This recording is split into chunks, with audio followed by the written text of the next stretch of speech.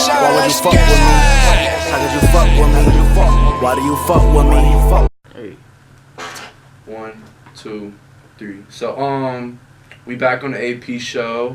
We got It's the kid Joe CORNEJO, Yada Yada Podcast, How 103 Jams. man. So I saw you at the Kai Colors show. So how'd you end up getting booked in for that?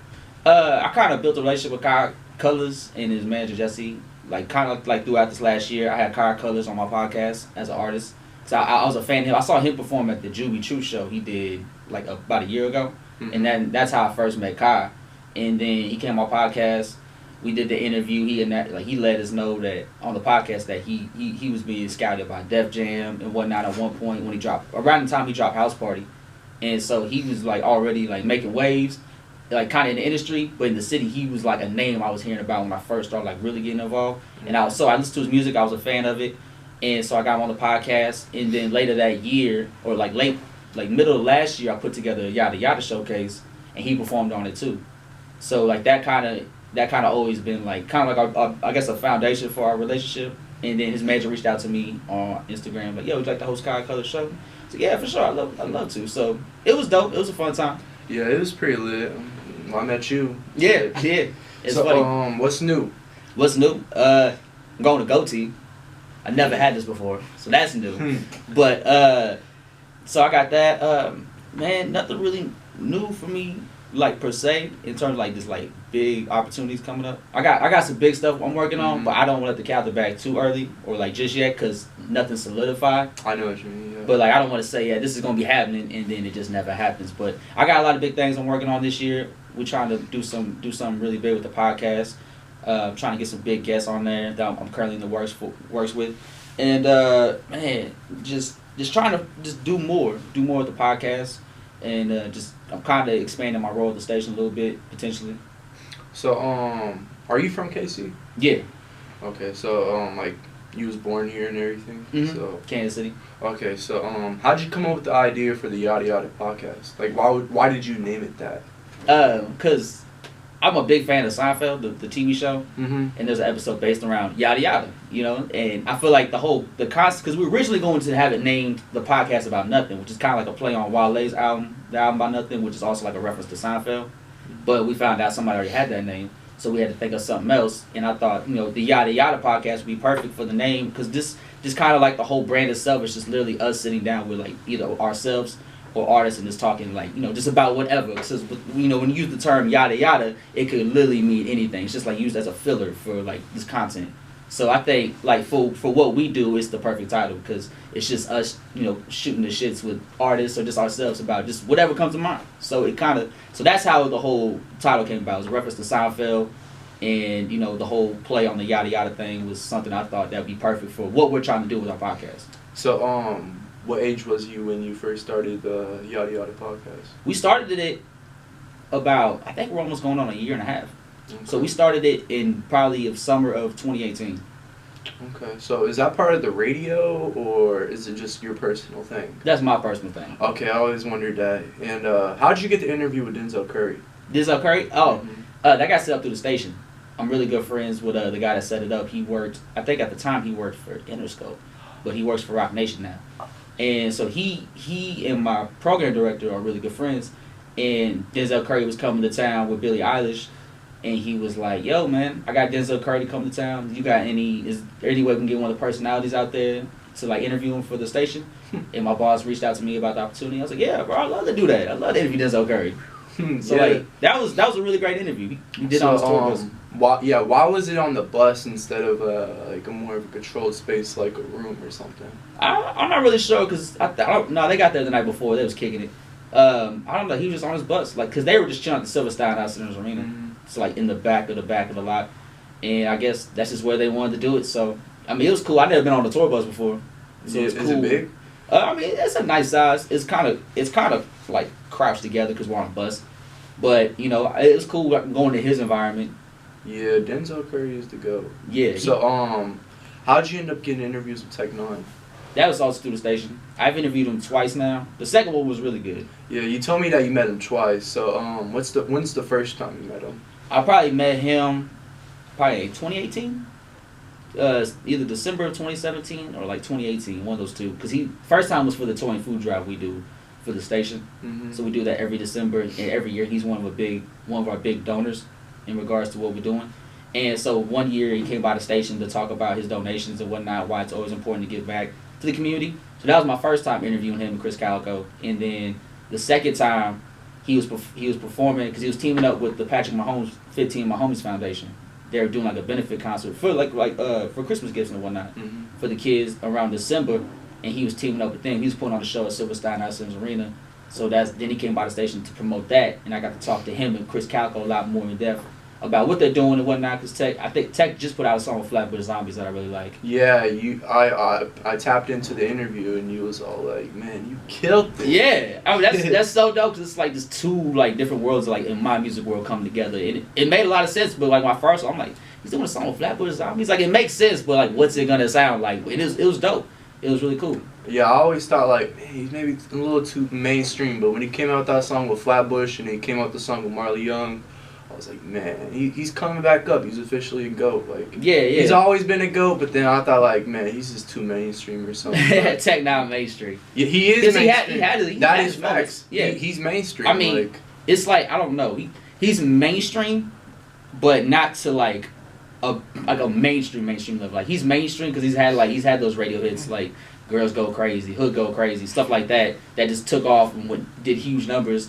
But like he's still, I think, somewhat underground. He's like a mainstream underground artist. Yeah. So who's someone you always wanted to interview? Always wanted to interview? Man, I like to interview Vince Staples a lot. I think we could have a cool conversation. Him, I was so close to getting a Schoolboy Q interview. Like it just. What happened with that? Man, I just couldn't get backstage. Like I had the record label rep set it up for me, and he gave me tickets and like a really special like TDE like VIP wristband. And whole wristband. Yeah, like a whole like TDE wristband. He was like I asked one of the people that worked there, I'm like, yo man, what's this VIP wristband mean? Because I don't know what VIP is at the Midland. So I was like, yo, what's this do? And they're like, oh, you can this get you backstage. You just gotta have somebody get you back there. I'm like, oh, dope. A-Sean's like performing. He's getting backstage.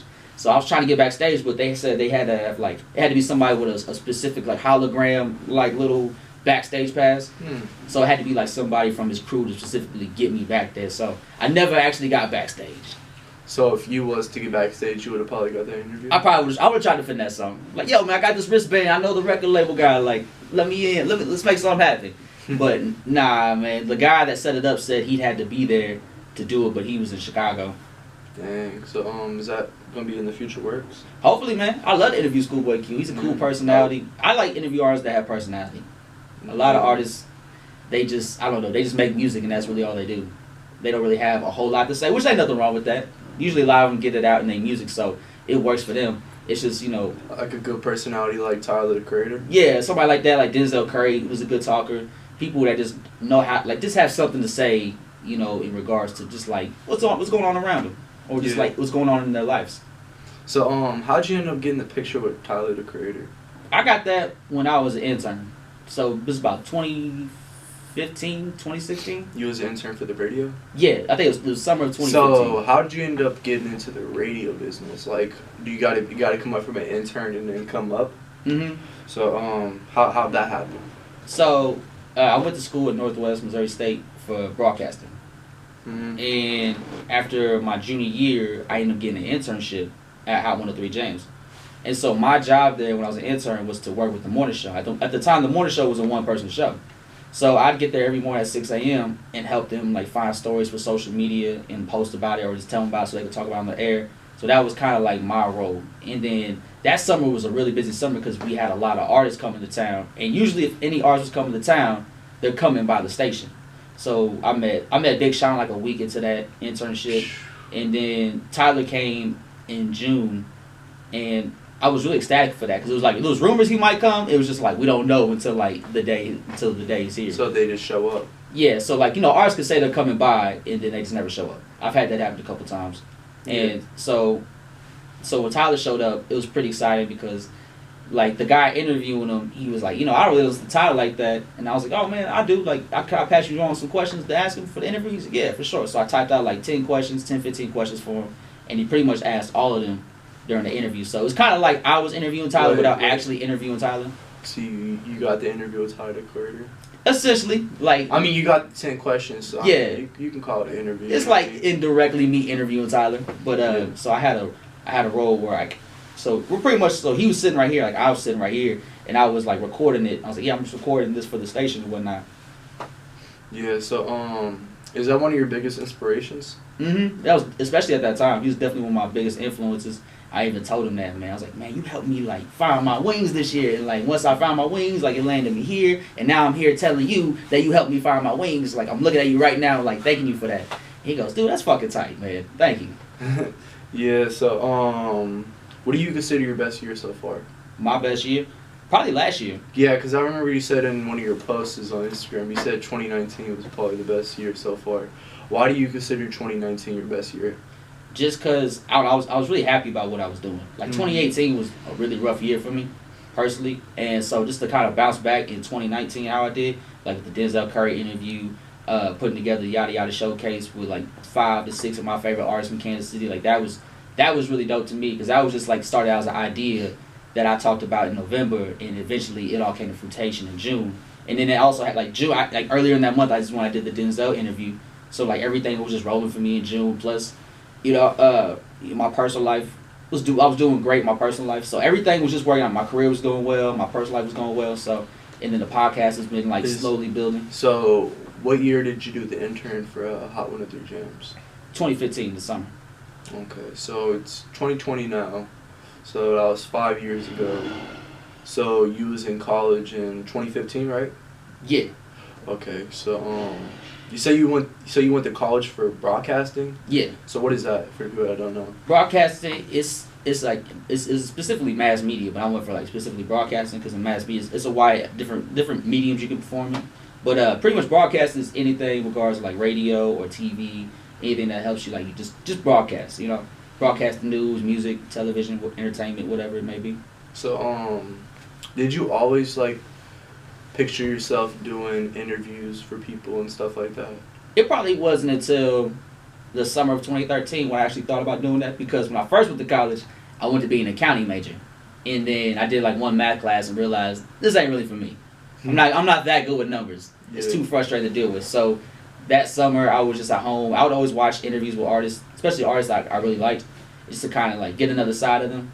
And I remember watching like these Sway interviews and these Breakfast Club interviews. I'm like, man, this would be like the coolest job ever, just to sit down with my favorite artists and just talk to them about their music and what they got going on. I was like, I can do that.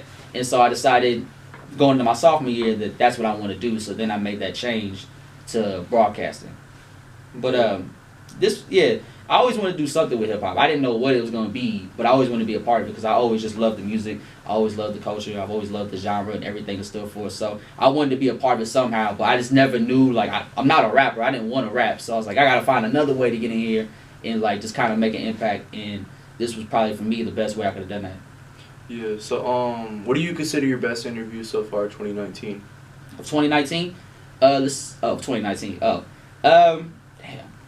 I'd probably say just the Denzel one, just because it was just cool, because it's Denzel Curry. And plus, Taboo was one of my favorite albums of 2018. It was a really dope album. And then Zoo came out, and I got to interview him right when Zoo dropped.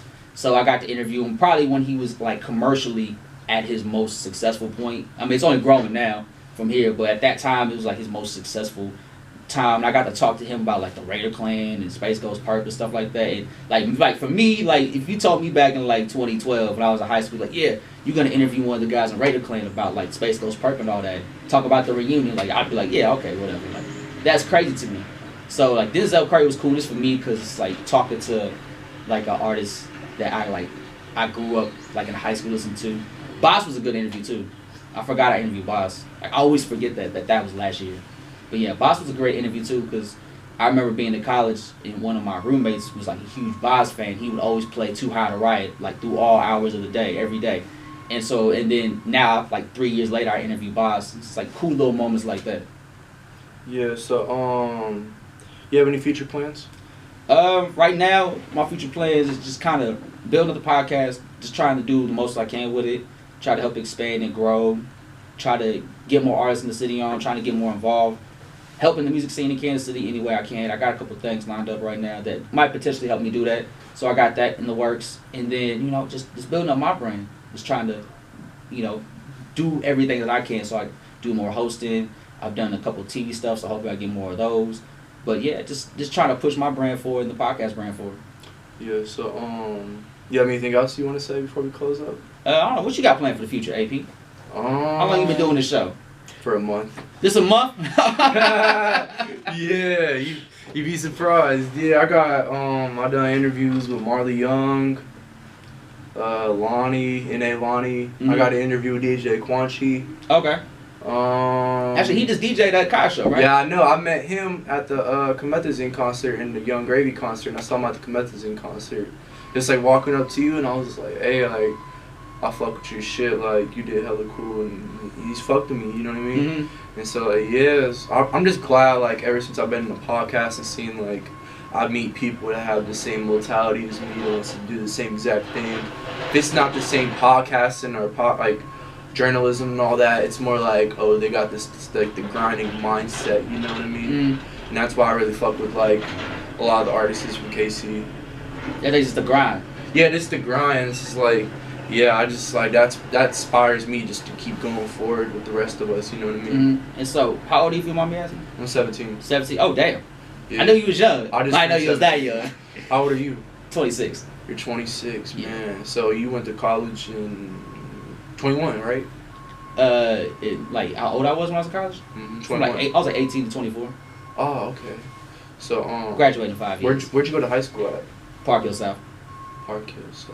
In Riverside, Grand. I was about to say Yeah, Riverside. Yeah. So did you ever knew anybody from like Johnson County area or anything like that? Man, I probably did. Actually, not a lot of people I knew were like from North Kansas City. Okay, I feel what you're saying. So you always stayed on the North Kansas City side, the Missouri side, then more than just Kansas. So you're more of a Missouri guy. Yeah. Okay. Cause like I went to middle school at Eastgate, so when I went to Eastgate Middle School for like 6th to 8th grade, and then when 8th grade was over, my family moved to Parkville, and all my friends went to like North Kansas City High School. So I knew a lot of people that went to North Kansas City because I went to middle school with a lot of them. Yeah. So I saw one of your Instagram photos, and it was you. I think it was Halloween. You had the Riddler outfit on. Yeah. So are you a big Joker? I mean, a big Batman fan? Yeah, I think I'm a huge Batman fan. probably my favorite Batman character. Yeah, Riddler or Joker is pretty much the coldest one. Mm-hmm. Yeah, they didn't even make a movie with Riddler. Yeah, there's always been talks about it. I know there's always been the longest that Leonardo DiCaprio was going to play the Riddler. But it's just one of the things like, yeah, it's kind of just been talked about. But I think the cool thing about Batman is that all his villains have really in-depth, like, good, cool backgrounds that you could build a movie around.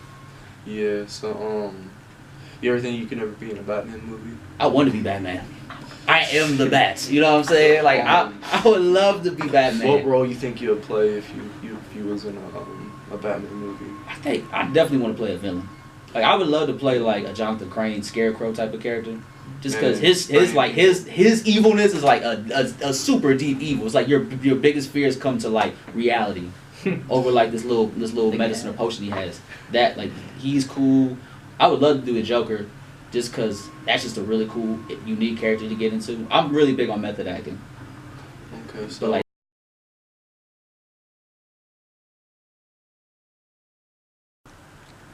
Yeah. Yes. So it's like at the Kai show. What I think I said before he came on, like, give me a hell yeah or some shit.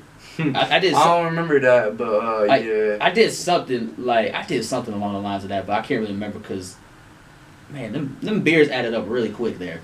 But yeah, like I always like to do stuff that gets the crowd involved, just to kind of get some interaction to make them feel like they're part of the show. And like that's something like wrestlers growing up, like when I was watching them, always had little sayings that the crowd would do with them, like DX suck it, you know what I'm saying, like stuff like that the crowd would like, here it is, and then they could get involved in the show. So like when I host, I kind of look at it like that, of like making sure that the crowd watching feels like they're part of the show too. So how many events have you done so far that you hosted? I probably have done more than 10. I've hosted a lot of events for the station. I've done like a lot of personal shows for me. And, you know, yeah, probably about like a little over 10 or something. It's something I'm trying to get more into and get more comfortable on stage. So, what's your favorite genre of music? Hip hop. Okay. Do you have any top 5 songs? Top 5 songs of like all time. I do this with all the people I interview, mostly artists, but I'm gonna do it with you just because you're always playing the slaps. You got the Hot 888. Yeah. You got the #1 night show in Hot 103 Jams. Yeah. In KC, you know what I mean? So I always wondered, like, what is your top 5 songs of all time? Of all time. Man, I wasn't prepared for this one. All right. I wasn't either. It just happened. Here we are. All right. Let me see if I can think of something. All right. Just now, this could change. It's just like off the top of my head. So, in no order, it'd be Street Struck by Big L. Let's see, I'm going to say Take What's Yours by Mace and DMX. Let Me Fly by DMX. And then, let's say my favorite. Let's see. Power by Kanye West. Is that 4? Mm-hmm. Alright, and then I'm going to say Showroom by Currency. I haven't heard none of these songs. You ain't heard Power by Kanye West? I'm pretty sure I have. I mean, you are 17. So, you think Kanye's building a cult? I mean, it's looking like he's building a cult. High key. Like, yeah, like I used to be part of the Yeezus cult, and then around 2018, it got kind of weird. And I was like, all right, I'm gonna hop off this cult. Now, from the outside looking in, it does look weird. It does. Did you Like- see the video of him falling off the horse? Yeah, That was pretty funny. you know. He is the GOAT, though. He's just Yeah, weird. I can't knock Kanye like musically for what for anything musically, like for real, like outside of I don't like his last 2 albums, like Jesus King and then Yay, but like that whole June stretch he did where he was producing everyone's albums, like all the production was amazing. So like musically, Kanye is still like a great artist. It's just he doesn't really take the time to craft out the music no more like he used to. Mm-hmm. So like his raps aren't as crisp as they used to. His flows aren't as tight as they used to be, and you can kind of hear it in how you can kind of tell his projects are put together in a very short time span, as opposed to like I've been working on this album for like 9 months to get it right. So Kanye was always a perfectionist, and then he just started taking like this minimalist approach. Like, yeah, we're gonna put this whole album together in like 2 weeks. Watch us do it, and they can do it. It's just it's not as good as it could be. I feel what you're saying. Did you see the story about him holding off the album because he wanted to record in Africa? When he went to Africa. Yeah, he wanted Yeah. to hold the album release because he wanted to record in Africa. Oh, when he I was like, gonna put what? out Yandi. I think so. I don't know. Because he did go to Africa. Because he was like he went to Chicago with Chance, and then he says I'm never leaving Chicago, and then like 2 days later he goes to Africa. Yeah, I don't know. Kanye, it's hard to keep up with Kanye these days. But man, it's just crazy to see how like when 2010 started to like when the decade ended to like how my opinion on Kanye just did like a complete 180. Because like 2010 I was like the biggest Kanye fan, and then like up to 2018 like that just all changed. But I did get to see Kanye and Jay-Z on the Watch the Throne tour back in like 2011 Okay, when they came to the Sprint Center. So so what do you consider your best concert so far? Because you're 26, right? You said. mhm. So I mean, you've been to concerts for a minute. So what do you consider your best concert so far? Man, I've been to a lot of them. I kind of forget who Yeah. I've seen sometimes. Let's see. My favorite concert would probably be Watch the Throne with Jay-Z and Kanye, because that was the first real rap concert I ever been to, and like just to kind of see it on that scale, like it like completely blew my mind. But let's see. I saw Drake on the Take Care tour, so I saw him. I saw Drake before with Migos. Yeah. On the Take Care tour was dope because I only got tickets to go see A$AP Rocky because A$AP Rocky was an opener. A$AP was there. Damn. Yeah, so this is like when Peso and like that album. Alright, nice, tested. He this is like when the mixtape just dropped. So he was on tour with Drake, and then Drake also brought Kendrick Lamar with him, which is around the Section 80 time. So Kendrick wasn't Kendrick yet, but like in the hip hop world, like he was really known. So I got to see Drake, A$AP, and Kendrick. Well, actually, Kendrick was there. I missed Kendrick's set because I heard A$AP Mob was in the lobby of the Sprint Center. So I went to the lobby to I walked around the whole Sprint Center to try to find him. And then I eventually saw a guy like holding a blue holding like a blue phone, like one of the ones that spin, like on his phone. And I was like, "Yo, you A$AP Nas?" He goes, "Yeah, what's up, man?" I'm like, "Yo," I was like, "Yo," like no one knew who they were because like no one knew who the mob was outside of A$AP Rocky. And so like I ran A$AP Nas. I was like, "Yo, man, can I get a picture real quick?" He goes, "Yeah, for sure." And then, like we're about to take the picture, and then I feel like somebody get like next to me and like put up a middle finger, and it was A$AP Yams. Yeah, so like I got a picture of A$AP Nas, and A$AP Yams just slid in there last minute. So did you get the image with A$AP Yams in the photo? Yeah, it's on my Instagram. I haven't saw that one yet, but I saw the one where you had the picture with Tyler the Creator. So was ASAP Rocky there with him? Nah, it was Jasper was there with him. Oh, okay. Jasper was there, and then the dude that does like illegal civilization or something. His name's Mikey. They were doing the documentary for Cherry Bomb. Like I'm in the Cherry Bomb trailer, not the actual documentary itself, but I'm in the trailer. Man, that is lit. That was a wild day at college. So have you ever traveled with your podcast business or with the Hot 103 Jones business? Nah, not yet. We want to. Like, ideally would be like ideal for us as a podcast is to like travel to a festival and get like media passes and just try to set up like little short interviews with artists backstage or whatever, if we can get that, you know. But I'm starting to build up connections in the industry to where like I don't know, I could probably make something work to where I can get that access. Mm-hmm. Yeah. So you have anything else you want to say before we close up? Or so what you got planned for the future of this podcast? AP, the AP show, right? Yeah, the AP. So what do I have planned for the future? Well, this ain't gonna be dropped until 2 weeks from now, so that's probably what I'm kind of gonna be looking forward to. It's probably gonna be like one of my biggest interviews for real. I don't know, man. Yeah, Marley Young. I don't know. I'm gonna be the biggest. I don't know. I mean, it's gonna be one of the biggest ones. I like personally like it's gonna be one of my biggest interviews. I was like, is this your favorite, or is it gonna be like? Yeah, it's probably gonna be one of my favorites. I always listen to Hot 103 Jams at 8 p.m. Hot 8 at 8. Mm-hmm. That's when I tune in. Like when I first met you, I don't know if you heard me, but I was talking about the Hot 8 at 8 and how everybody from KC tunes in for the Hot 8 slaps at the last minute. I'm just like, man, like the summer, that was all like Hot 103 Jams. It's like that's the only radio station I listen to. Like I don't listen to 93, I don't listen to 95. The only time I don't listen to the vibe, man. The only time I don't catch the vibes. The only time I don't listen to Hot 103 Jams is on Sundays because it got the church music playing. Yeah, it only goes till noon, huh? Really? I didn't know that. It's not a whole day event. I didn't know that one. But no, I thought it was a whole day thing. Because that used to be my thing too. Like wake up early on Sunday morning, like, oh, what's on the radio? And it's like, damn, it's gospel. Man, yeah, it's like, man, just like having like watching Chiefs game, got Hot 103 Jams playing on in the background. It's like Hot 103 Jams has always been there. You know what I mean? Like it's always been like my favorite radio station since like I've been little. You know what I mean? Same here. So like, it's my favorite station growing up. Now I'm on the station.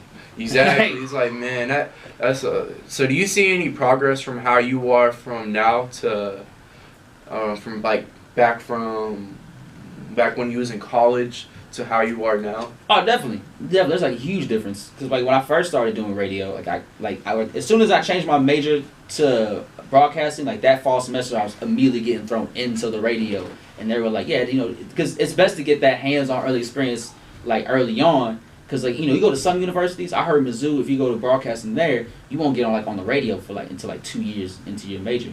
So, like, you can go there as a freshman broadcasting, but you won't actually get on the radio till your junior year. But at Northwest, it's like, yeah, man, you want to do radio here. Like, we'll throw you on at 7 o'clock. And, yeah, so you get that experience early on, but it's good because you can find yourself as a radio personality. Like, you can find, what's your niche, or you can grow into your own, so to say. So when I first started working on radio, my biggest problem is that I would get nervous and I would talk really fast, and it would show in like my air checks. So I'd have to write out a script, and then I would focus on enunciating or pronouncing words correctly and whatnot. Enunciating. So I was doing earlier, and I was just sitting there in the car. I was like, so how'd you meet Denzel Curry? Get a little shaky in your voice, you know. It happens. It happens. But you know, I worked on like my delivery first and foremost, my delivery, my enunciation of, you know, when I speak, just to make sure that when people hear me on the radio, they hear me clearly.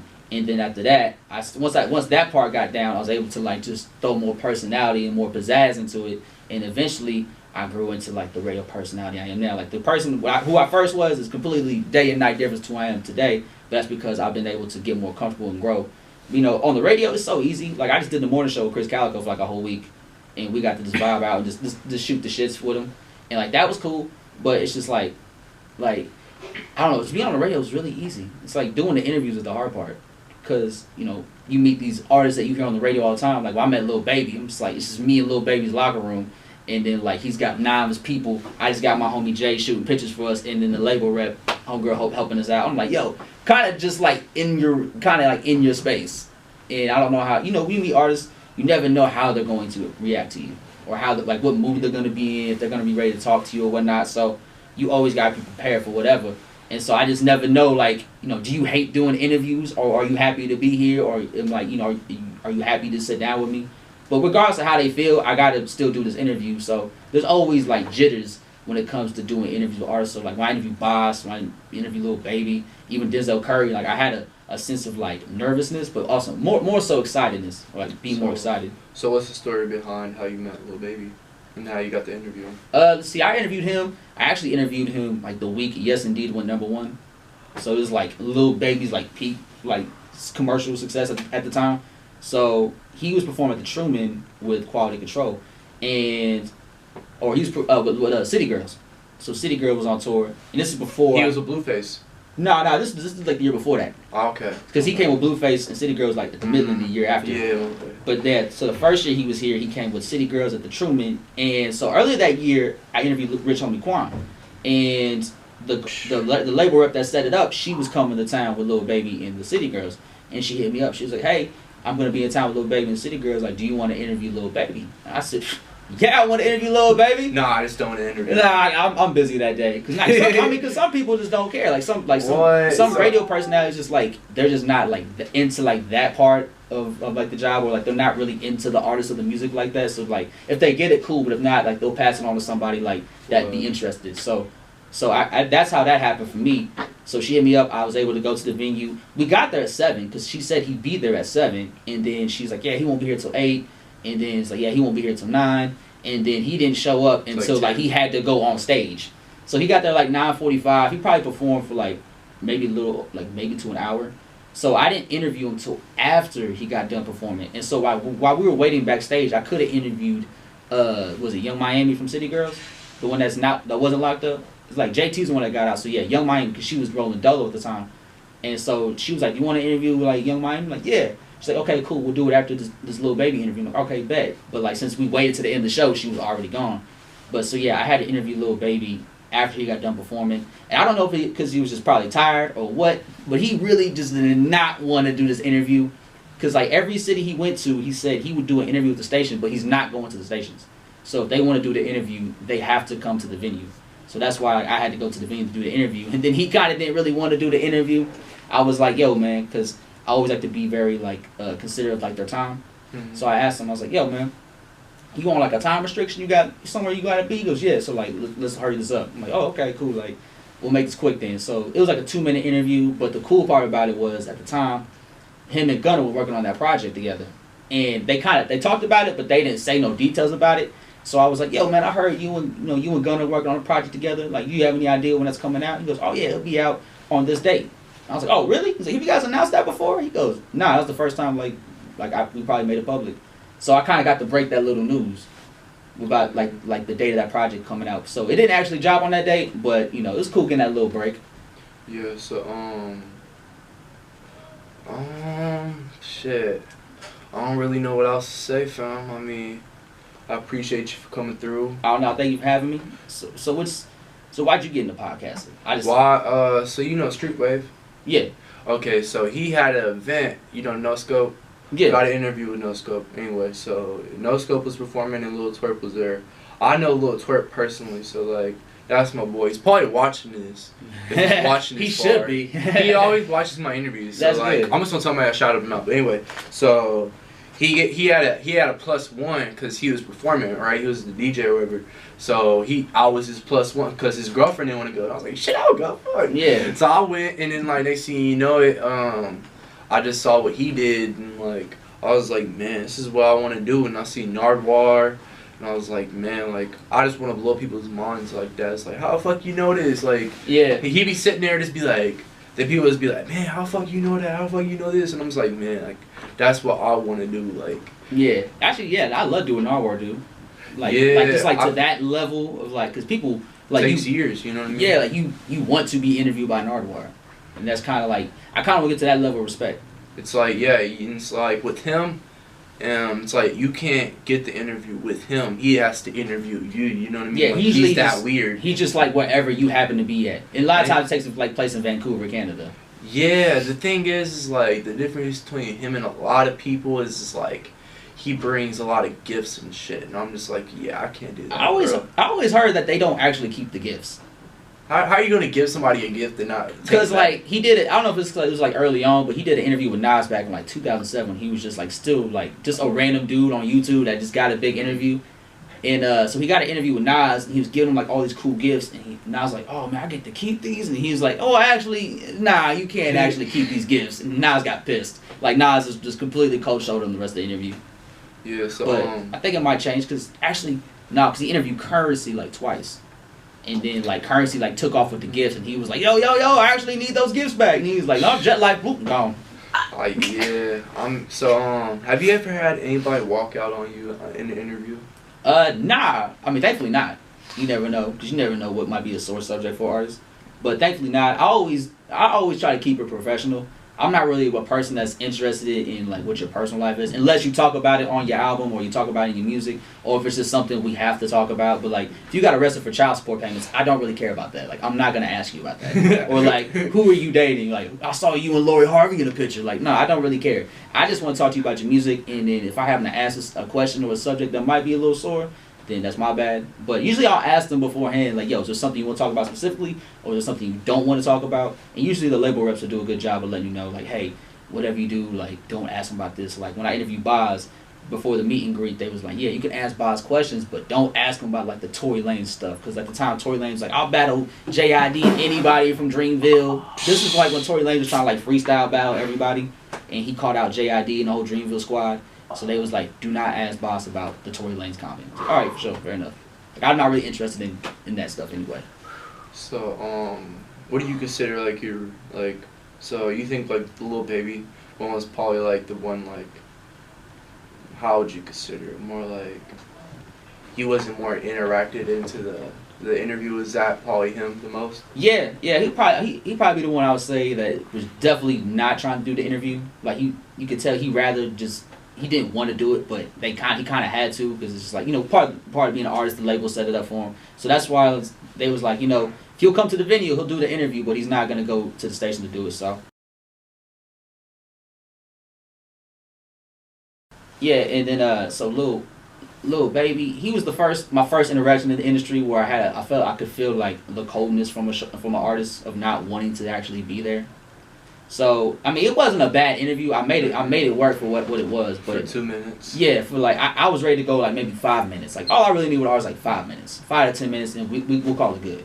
But he wasn't even really trying to give me that. So I was like, okay, let me just make this short, concise. And for being a 2-minute interview, it was really good. Plus, you know, I got to say I interviewed Lil Baby, so it's still a nice little, you know, feather in my cap. So I'm not mad about it. But that's just the industry sometimes. Yeah. Yeah, some people say that Snoop Dogg's a dick in person. Really? Yeah, I think it's because like me and my homie were talking about that shit the other night when we were smoking, and we was like, man, he was just telling me, it was all like, shout out to Barbs, you know what I'm saying? You know what I'm saying?